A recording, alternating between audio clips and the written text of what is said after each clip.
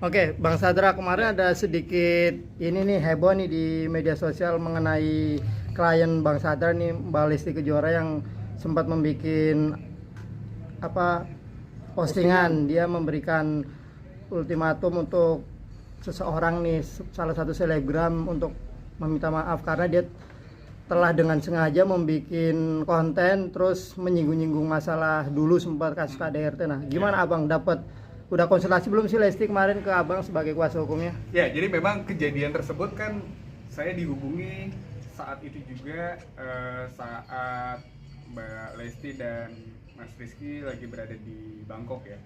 Kejadiannya memang saat itu dilakukan pengambilan gambar tanpa izin, kemudian narasinya dirubah menjadi narasi yang kesannya itu sebagai kayak menjelek-jelekan ya, dan kembali mengungkit dengan persoalan yang dulu pernah terjadi gitu.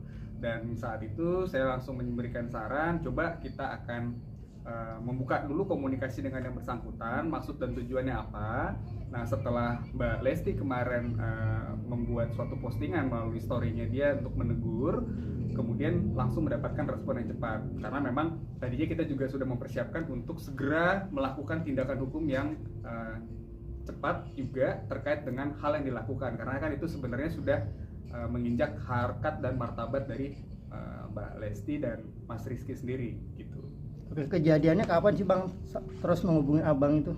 Kejadiannya waktu itu saat mereka lagi berada di Bangkok, dan saat itu juga saya langsung dihubungi ketika mereka masih berada di Bangkok. Lesti langsung yang hubungin Abang? Iya, betul. Gimana nada Lesti? Kayaknya sempat marah juga, dia kesal, nggak terima karena mungkin kasus yang lama kembali diungkit sama seorang itu. Ya, memang kalau ditanya orang kesel atau enggak, ya pastilah itu kan sebenarnya kan merupakan bagian dari perjalanan hidup mereka ya dalam berumah tangga, dan itu kembali diungkit-ungkit kembali sama orang-orang yang memang tidak tahu jalan cerita yang sebenarnya terjadinya kasus kemarin itu seperti apa.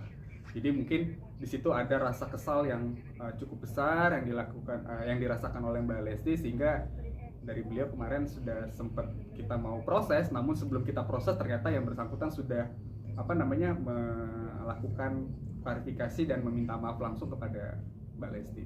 Kemarin apa kalau misalkan jadi ambil langkah hukum, unsur pidananya apa Bang kemarin?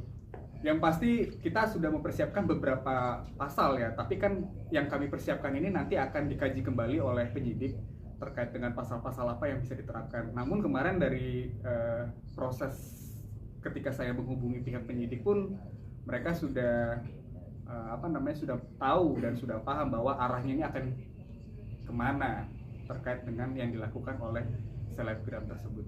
Oh, berarti Abang udah langsung gerak cepat menghubungi pihak kepolisian, penyidik? Iya, itu kurang dari itu, paling dalam 1 jam juga itu sudah pasti akan langsung kita proses tadinya. Cuma kan kita kan masih melihat dulu etikat baik dari yang bersangkutan seperti apa. Kalau saya sih pada prinsipnya ketika memang ada orang yang butuh bantuan hukum, ya memang kewajiban dari saya untuk segera membantu, terutama klien saya ya. Dan juga saya rasa Kepolisian Republik Indonesia juga cukup cepat dalam merespon hal-hal yang kira-kira sudah terjadinya pelanggaran ataupun perbuatan pidana tersebut. Oke Bang, setelah selebgram melakukan permintaan maaf melalui media sosial, gimana? Lesti menerima nggak sih atau belum puas atau seperti apa?